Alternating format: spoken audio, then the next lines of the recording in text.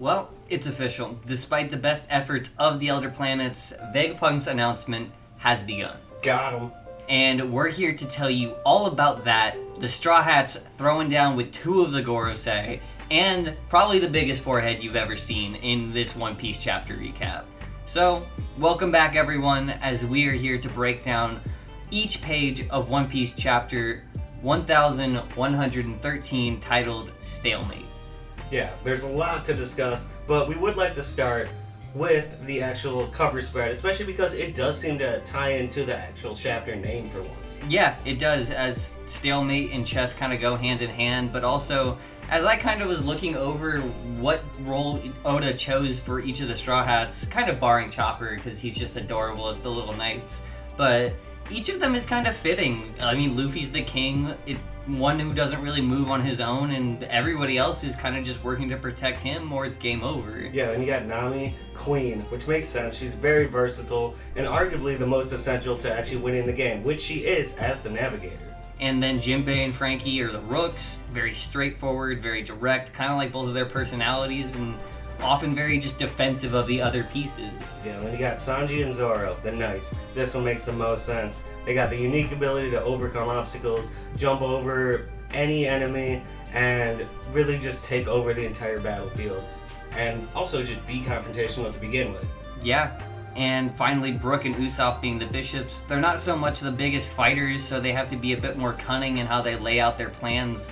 And it works out for them in the most part, but I did want to note Brook also did almost send the ship off the island, so you have to be cautious. And that's what Usopp was there for. Exactly. But the chapter, starting on page 1, Mars had to stop in his tracks as we notice at the end of the final chapter. He has the Dendamushi at his feet, but even he can't stop but bask in the wonder which is in front of him. The world's largest brain. Yeah. Is this your true self? Like, even he seemed to almost be taken aback by it. And also bring again into the debate of who really is Vegapunk? How does his mind work? How do his satellites work? But how is it actually all woven together? It's definitely just the most unique experience as to someone being alive. I mean, you can look back at Hero Luck and all that. When does a man die? But I think Vegapunk's is still just a little bit different than most people with this huge brain. And you're right, that line, is this your true self, Vegapunk? I mean, even for a Gorosei to ask that, just a very loaded dialogue question to be putting in the start of the chapter. And then they juxtapose it on the very next page, where I had to just write, oh lord, he big. It's so big. Because we finally see the and top. the hair's still growing too. Oh yeah, he had locks on it and everything, but we finally get to see what was the top half of Vegapunk's head before he chopped it off and replaced it with that Apple satellite. And this thing just dwarfs Mars in comparison. I mean, he's hardly even visible on that screen. And you start to see why he had to kind of harbor it somewhere else, because I don't know how that man could have carried that on his head. And now we understand even more why York was so adamant, like, hey man, you gotta chill in the last chapter. You know, really you don't understand what you would be destroying if you rampage right now. Yeah, and it's because of that brain that we see Vegapunk's announcement is finally reaching the full world, and he's pretty proud of that achievement, although it's not really the situation he would have hoped it was in. And then we kind of start to do what is something we do kind of often whenever there's a major global event, like new bounty updates, but we kind of check in with random different characters across the One Piece globe, just how they're partaking in this event. Yeah, no, and that's something that I always enjoy to see, is when we can get kind of that quick snapshot into the lives of all the people the Straw Hats have affected. And it's also why, an event like this, we keep getting new sightings for the first time, even after doing it multiple times within the one event. It's also, to me, kind of why the One Piece world feels so alive, because nothing outside of them feels like it's stagnant for too long. I mean, we always get check-ins and people evolve and they become different characters, so it's not like it's the same thing over and over Exactly. again. We get to see their life actually go on and, you know, get an update from the background of what has all transpired across the world. Exactly. And so into page 3, we see the first location being in Sierra Village, and Kaya is talking with the veggie pirates. and talking about the importance of Vegapunk to the medical field, but surprisingly, she does not have one of the visual Denden Mushies, even though she is rich, as they claim. Because, I mean, from what we can understand, those things are pretty big, actually. They're not just the tiny snails like we see usually for communication. Instead, they're probably like the size of a dog or more. It's a house pet, they like to call it. Yeah, and then I like the kind of split that we get between seeing Laboon chilling and keeping an eye out, hopefully to see Brook in the broadcast, along with Crocus, and then also the Navy kind of keeping their tabs on it, so everyone in the world is hearing this, including the government's dogs. Yeah, and that also includes Vegapunk's hometown. As we see on the bottom of that page, the futuristic island of Baldimore. And this is probably the panel with some of the best dialogue in the chapter, as they're going back and forth and they're really proud that Vegapunk comes from here. And then they mention the nightmare of Baldimore, where half of the island was nuked. But they're like, oh, no, that was Frankie. He's a ship now.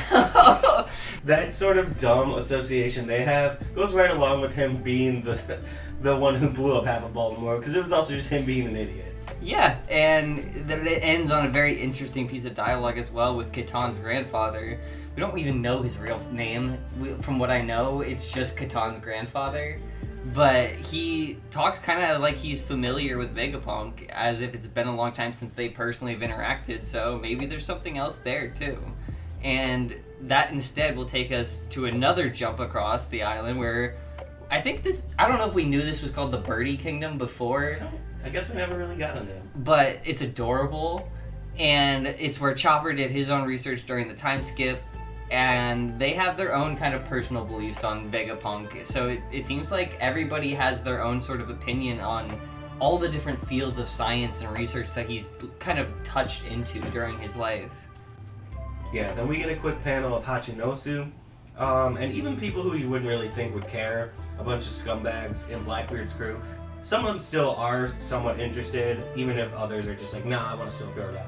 Yeah, it's a global event. Everybody is tuned in here. We also get 2 more brief panels. It doesn't look like these are kingdoms that are like super familiar, that we've seen before. I could be wrong, but it's just a global event. Literally everybody that can tune in is pretty much tuned into this. And then we finally head back to Egghead itself, as we're hoping that Vegapunk's done prolonging the start of this announcement and we can finally get into it. I love this part because I love seeing just the pure panic in Mars's face when he realizes I've been outsmarted. He got me. This is a decoy. Yeah, it was a smart move to put it up there, and I mean, you could even think Vegapunk might have known York would have thought to push them in that direction too, and that's why they did it.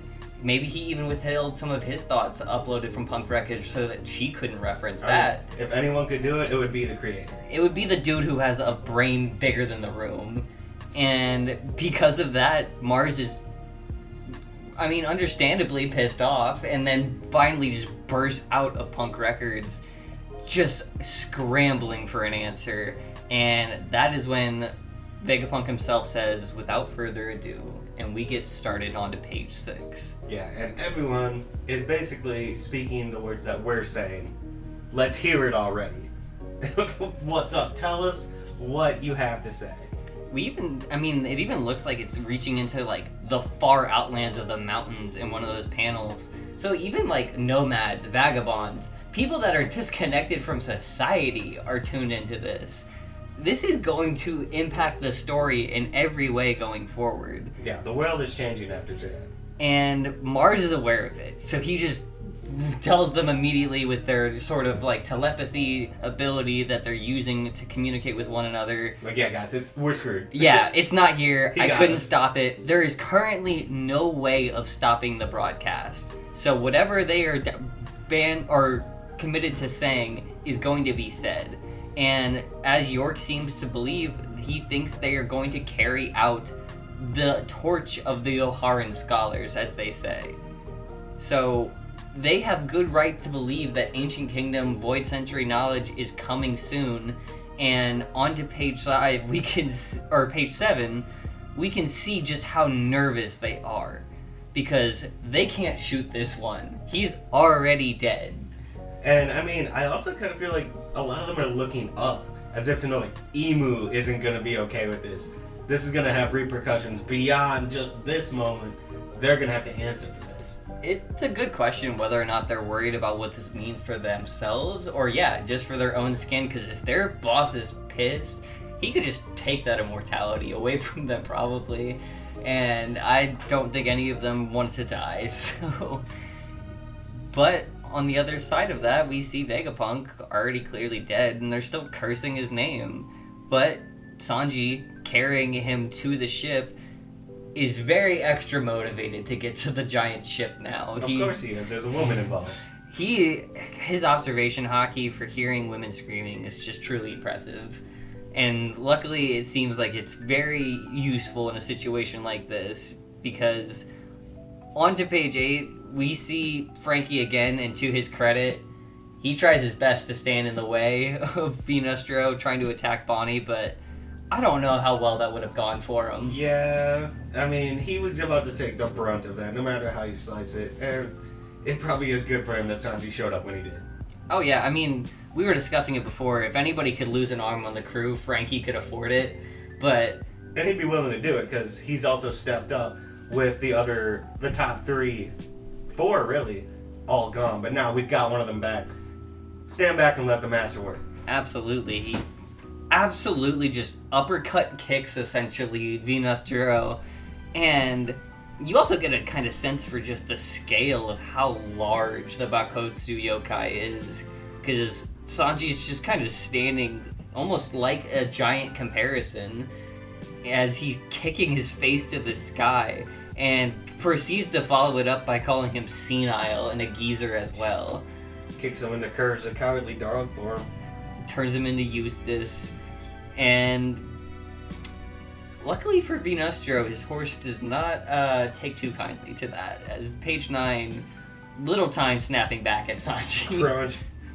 Crush snap right above like the groin area, right on the stomach. Just, if he was not Germa, he would be dead. Hey, it worked out for him. Bonnie's concerned. Yeah. He's got the worry of the woman he cares to impress. And we have to have even more parties kind of show up to deal with it, because like we mentioned in the previous chapter review, Oimo and Kashi are finally heading back to the ship, and just in time too. They have no idea what they're even running into, and yet they're like, alright, we gotta wrestle it. We gotta wrestle this horse. And it takes both of them too, with Sanji already there, so the Gorosei are pushovers. They got that power. And it's also worth speculating the wording that we do get from Vegapunk's announcement, because as we should forget, we are still in the middle of that. But so much going down all at once. He acknowledges to himself that he has committed 2 grave sins, and I put in there because we also heard York using that exact same terminology about sins being committed. And it's interesting to say, is it either because they call themselves gods and that's technically sins against them, or does he really feel like this is like a sin he's committed? And it's likely one of them is probably like Kuma, but we don't actually get to hear what he says for the other one, so we're gonna have to kind of speculate on that for now. But we do finally get a bit more out of his message when we move on to the next page, in page 10. Yeah, then we got Atlas coming in, realizing that really the base part of herself, her original form, is dying, actually dead, and is coming to terms with this. But then we get Bonnie pulling her Luffy and really going full Nika and joining the fray in giant form.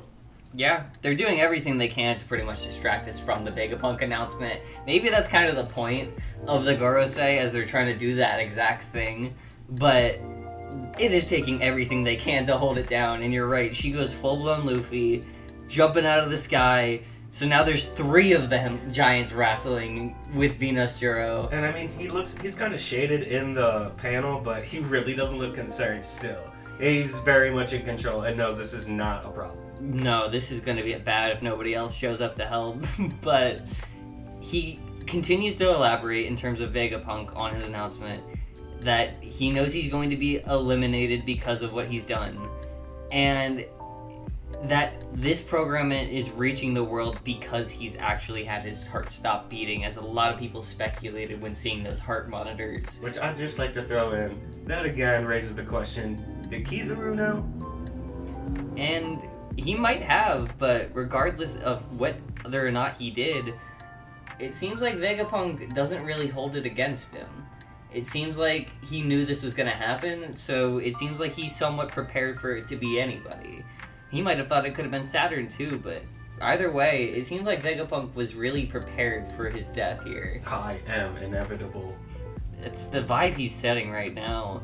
And justifiably, on page 11, we see the confusion and panic this causes the public, because now they know the smartest man isn't just making an announcement, he's dead. He's been killed, and assassinated. And this is his last ode of trying to share something to the world.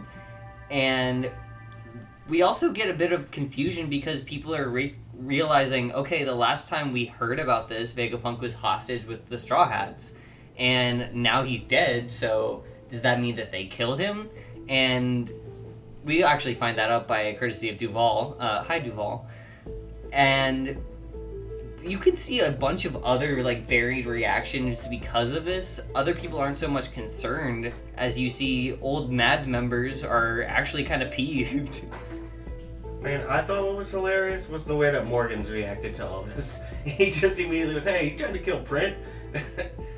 but I mean, that really is what he's doing. He's showing a new way to broadcast. I mean, Morgan should just get into the podcasting game. He got this. He would kill it there. Joe Rogan it up with Joe man. Morgan.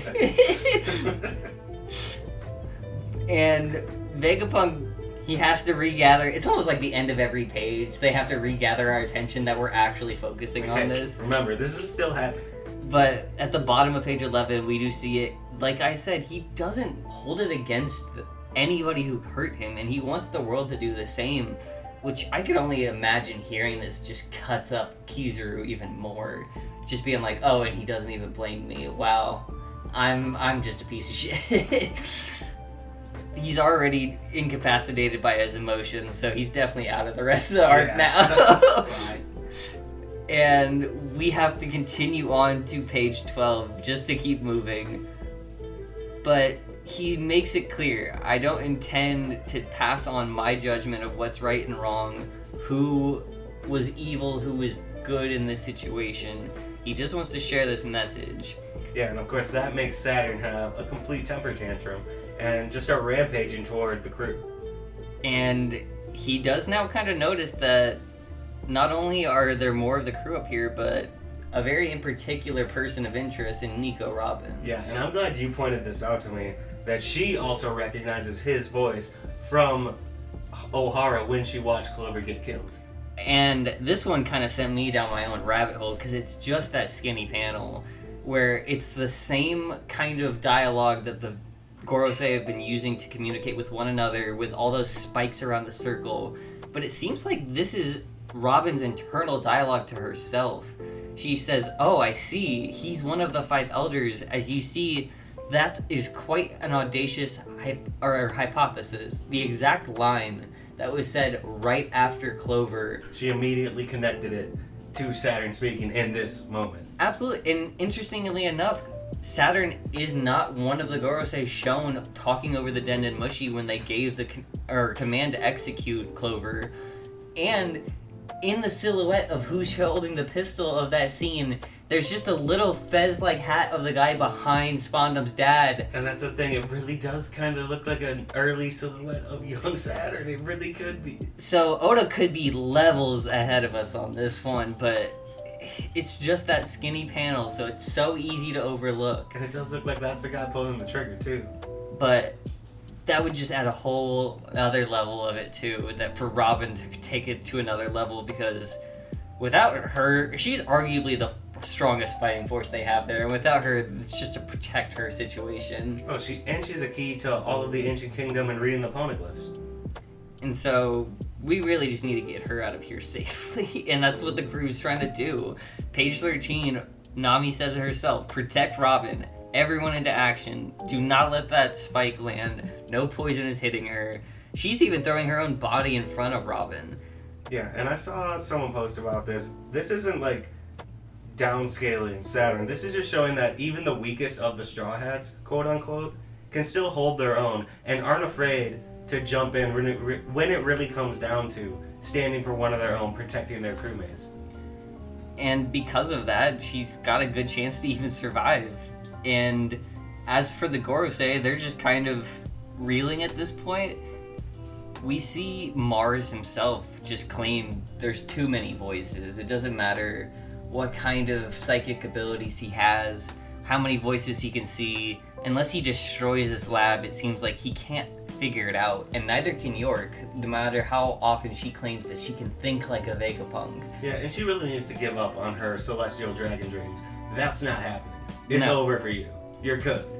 Especially at this point, when she gave them false hope that they could stop it again. They're gonna want to blame somebody, and especially if Imu's blaming them. Exactly. She's the ultimate scapegoat. It's over. You failed.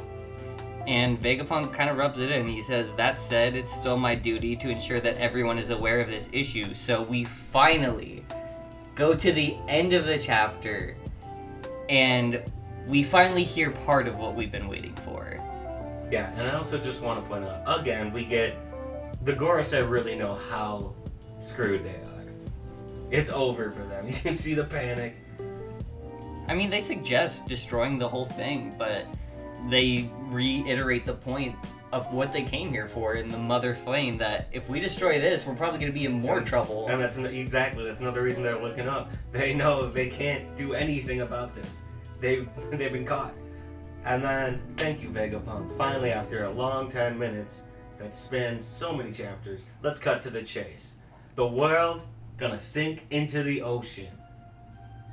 That is where we are left on the cliffhanger for this week. And even the Navy intelligence and the Marines on the island can't believe it. I mean, they've been lied what? to also. They've been lied to too. Just so much to sit with there. We see the oceans below with the mermaids swimming beneath, and very poetic final shot. Yeah, just kind of something to sit you with, as this could be the future or anything like that. But so much to digest in that chapter, and so we wanted to briefly go over a couple observations that we had pointed out that we think might be easy to kind of brush past or breeze through, and then we're going to finish up with some questions that we want to kind of answer ourselves, or that we think will be answered in the near future. Exactly. And so to start it off, we'd just like to reiterate that we really love when we get these world checkups on all the people the Straw Hats have encountered and affected over their time throughout the story, to really bring everything together and keep it whole. One piece. Beautiful. But you're right. It's just a big interconnected web. There's so many of these really fleshed out characters that care about what's going to happen and how it's going to impact their country and their home. All of their lives are affected. And it was great to kind of get a bit more of a personalized response as to who cares about Vegapunk and what he's done and what he means to certain other people. Yeah, and also who has no idea. Yeah, it's just a good way of demonstrating how much of a grand scale the loss of his life will mean to the world, because it impacts pretty much every crevice of this world Oda's created. And in a similar way, just like those small cracks of the world we hardly explore, like we had said before, there's just that one skinny panel in this chapter that seems to connect a lot of dots between Robin and Saturn. And him making the order to either execute Clover or being the one to pull the trigger himself, either way, it sets up even more animosity between himself and Robin, just to have that deeper connection back to this trauma that started it all for her. Exactly. We just learned his connection to Kuma and Bonnie's true backstory. And now we could be learning he was the one who initiated the Ohara incident and ruined Robin's life as well. This guy could be connected to all of this. And Vegapunk might not want to judge him, but I can judge him, and he is a Yeah, I don't got a scumbag. problem with that. But that will leave us with our last observation. Again, I just think it's odd that York has continued to cite she has to think like a Vegapunk, but her thoughts are very clearly in a different direction of what Vegapunk would want to share with the world. Because even her initial thought of, okay, the announcement's probably going to be passing the torch of what the Oharans put their study into, was wrong again. So, what does she know about thinking like a Vegapunk? And making it seem like the odds of them even finding the Stenden Mushi at all is lower and lower. Yeah, and maybe her brain's just broken, because all the other Vegapunks at the end of the day all think for the group and how they can help the world. She's greed. She might just be thinking for herself and not even able to comprehend what others could be thinking, and that it couldn't work out for her in her favor if she does what she needs to do. And Vegapunk himself initially does have that greed of, working for the world government is one in itself just to accept the funds for his research, but he wants to help the world at a cost of something that's often questionable. And I think maybe the greed going off on its own, like you said, just kind of led it down a different path. But that is all we have for the observations, and let's go into the questions we wanted to have answered. Because first off, the title Stalemate doesn't actually feel like it's super fitting to the situation at hand, because, like I said, the Gorosei are kind of at a scramble at this point. It has been a very one-sided chapter in that regard. Yeah, Vegapunk definitely just put them in check. And so, I was curious as to what you think that might have actually been related to. We see the color spread, but is there anything else in the chapter that makes you feel like we've actually hit a stalemate? I think it, if anything, could just be the overall control and power that everyone has. Because the Straw Hats are kind of at the whim of the Gorosei. They have more power and ultimately can't be defeated. But now the Gorosei also can't just lay wreck to everything. You know, they know that they have to hold back in order for the chance to still create the Mother Flame. And so I think that's really what it is. It's leveled the playing field of what everyone can actually accomplish, at least while we're still on Egghead. I think that's an awesome analysis of the situation. One's kind of socially handicapped and the other one's more physically handicapped against the other. And let's move on to question 2, because as I pointed out and before, while the commentary on Baldimore is hilarious because Frankie turned himself into a ship, it's also kind of noteworthy. Like I said, Katan's father seems like he has some kind of familiar connection with Vegapunk, and we've already seen that there was another genius scientist that came from that island, so who's to say he wouldn't be someone of knowledge or importance as well? So I'll just ask you, do you think he's even somebody we would revisit again in the future? I could see it. I mean, Oda, it's kind of the same thought with how he keeps flashing back to show us that progression has occurred all throughout the world. He's always got his mind still tied into where things began. And so, I could see something kind of rising out of Baldimore, especially with how much influence Vegapunk has had on the world. I could definitely see there still being more seeds that are sprouting in other places that he's affected directly. It could also just be entertaining to see Frankie reconnect with them again after all that time. I believe he also was part of the scene where they gave Frankie tea instead of cola, and Frankie was all fancy and proper. So it could be awesome seeing that kind of dynamic reintroduced as well. But on a more serious note, for our third question, I mentioned it before that Vegapunk had admitted he had committed 2 grave sins, and I personally think one is very likely tied into Kuma. Whether he's talking about it being a moral sin in general, or a sin like a sin against the world government, going against their back behind Kuma and giving it to Bonnie, or just doing what he did to Kuma, could be one of those sins very easily. But in terms of that other sin, I think part of it might just be what he gave up as not helping the revolution, or the Revolutionary Army myself, because he spent all this time, and I think he's recognized how much evil he's put into the world as well. It could also be tied into Ohara and the way that he didn't stand as a voice for them when they were taken out, but then he continued their research, and that could be the sin against the Gorosei, is that he didn't let their dream and their vision die. Maybe we'll actually get to hear what the second one is in his own words, but for now we just have those speculations. And so let's move on to our next question, because we've seen Oimo and Kashi and Sanji rush to help the crew at the giant ship against Nusjuro, but we also see Nami's group and Usopp's group in this, and even though Brook and Robin are there, that is still not a great fighting force to take on a Gorosei. So I wanted to ask, will we see Zoro or Jinbei or anyone else do you think will arrive to help this group, or are they up to their own devices? Oh no, I think Zoro and Jinbei are very close. Because Jinbei was hauling ass last we saw him. And Zoro's still ready to fight, so they're both about to hop in, help. And once you've got everyone together, all those powerhouses, they can pull this off. They can at least escape and live to fight another day. I hope they just knock him off the island at this point. Because, man, he's earned it. But moving into our last question, we wanted to focus on, of course, the real announcement itself, as Vegapunk, to the start of his announcement to the world, made the declaration that the world is sinking into the ocean. So, why was it so important for him to start this global announcement, started by his own death, with this piece of information? Well, and it really seems like it's tied into the true hidden history of the world, and likely Laugh Tale, being that it could be at the bottom of the ocean, maybe even under the ocean. There's some special way to reach it, and that could also tie into the creation of devil fruits, which make it impossible to swim in the ocean, to navigate the ocean. It really just seems like a fundamental piece of the entire world and what's been held from everyone's true knowledge. I could totally see that making sense. I mean, there's plenty of theories that have been going around for a while, from the runes we see during Jinbei's cover series that he collects a poneglyph for Big Mom, to Wano and Old Wano being under the water, to, like you had even said earlier today, Impel Down being built to the bottom of the ocean. There's so many of these things that are being hidden beneath the sea. And then think about Roger's crew members.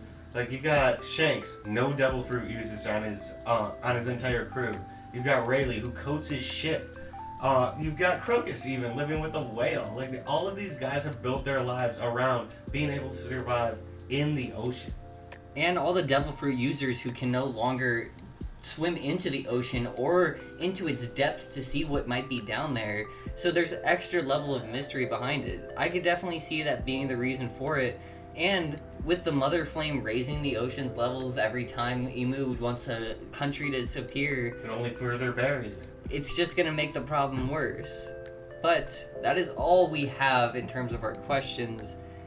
And wow, just wow. The announcement has begun. And aside from Mars just tearing the island apart in his own rage, almost all the other Gorosei are pretty much occupied, so it doesn't seem like it is going to be stopping anytime soon. And I'm sure this announcement is only going to be the first thing we find out. Oh yeah, he's gonna keep it coming. I mean, we waited so many chapters to hear this. He's about to lay so much on the table.